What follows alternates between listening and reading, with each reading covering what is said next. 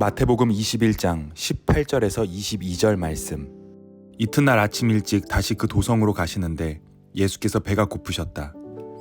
예수께서 길가에 있는 무화과 나무 한 그루를 보시고 무화과로 아침 끼니를 때울까 하여 가까이 다가가셨다. 나무 옆에 가서 보니 무화과 잎사귀밖에 없었다. 예수께서 이제부터 이 나무에 영원히 무화과가 열리지 않을 것이다 하고 말씀하셨다. 그 즉시 무화과 나무가 마른 막대기처럼 말라버렸다. 이것을 본 제자들이 눈을 비비며 말했다. 우리가 본 것이 정말인가? 방금 전까지도 잎이 무성한 나무였는데 금세 마른 막대기가 되다니.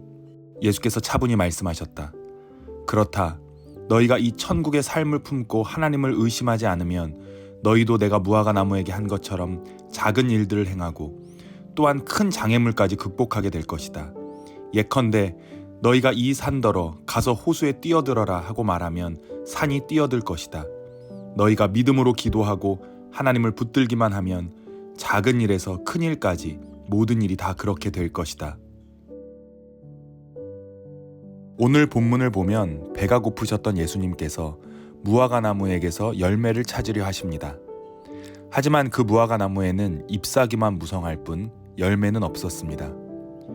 예수님께서는 열매가 없는 이 무화과 나무를 보시며 말씀하십니다. 이제부터 이 나무에 영원히 무화과가 열리지 않을 것이다. 그러자 무화과 나무가 곧 말라버립니다. 예수님께서는 왜 이 무화과 나무를 저주하고 계신 걸까요? 구약 성경을 보면 무화과 나무는 포도나무와 더불어 이스라엘을 상징하는 나무입니다. 그런 무화과 나무에 열매는 없고 잎만 무성하다는 것은 종교적 형식은 화려하지만 정작 열매가 없는 이스라엘 백성들의 신앙을 보여주는 것입니다.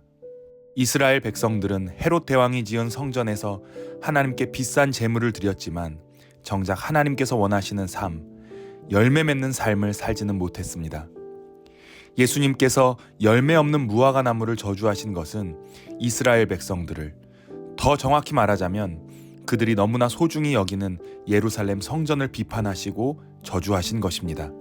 그리고 예수님의 저주대로 예루살렘 성전은 AD 70년 로마 제국에 의해 철저하게 파괴되고 맙니다.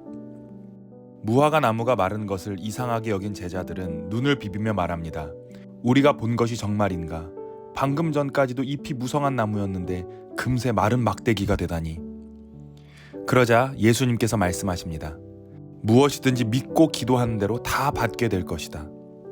오늘 읽은 말씀 바로 앞에 나오는 12절 이하의 말씀을 보면 예수님께서는 예루살렘 성전에 들어가셔서 성전에서 장사하는 사람들을 내쫓으시며 내 집은 기도하는 집이라 일컬음을 받으리라 하였거늘 너희는 강도의 소굴을 만들었다라고 말씀하십니다. 예루살렘 성전은 본래 기도하는 집이었습니다. 하나님께서는 솔로몬을 통해 이 성전을 향하여 기도하면 그 기도를 들어주시겠다고 약속하셨습니다. 하지만 이스라엘 백성들은 성전에서 기도하지 않고 종교적 허울과 형식만 중요시했습니다. 예수님께서 제자들에게 너희가 기도할 때 믿고 구하는 것은 다 받으리라 라고 말씀하신 것은 바로 이런 맥락에서 이해해야 합니다. 예수님은 제자들에게 이제 저 예루살렘 성전은 필요 없다고 말씀하고 계십니다. 너희가 어디서든지 기도하면 하나님께서 너희의 기도를 들어주실 것이라고 말씀하십니다. 하나님은 종교적 허울과 형식이 아닌 우리의 믿음을 원하고 계십니다. 혹시 우리도 잎만 무성한 무화과 나무처럼 신앙생활하고 있는 것은 아닌지 되돌아봐야 하겠습니다. 중요한 것은 하나님을 향한 신뢰와 삶의 열매입니다. 하나님께서는 우리에게 그것을 원하고 계십니다. 주님, 잎만 무성한 무화과 나무같이 살다가 예수님께 책망을 받는 자가 되지 않을까 두렵습니다. 우리가 주님을 신뢰하고 삶의 열매를 맺는 참된 그리스도인들이 되게 하소서. 예수님의 이름으로 기도합니다. 아멘.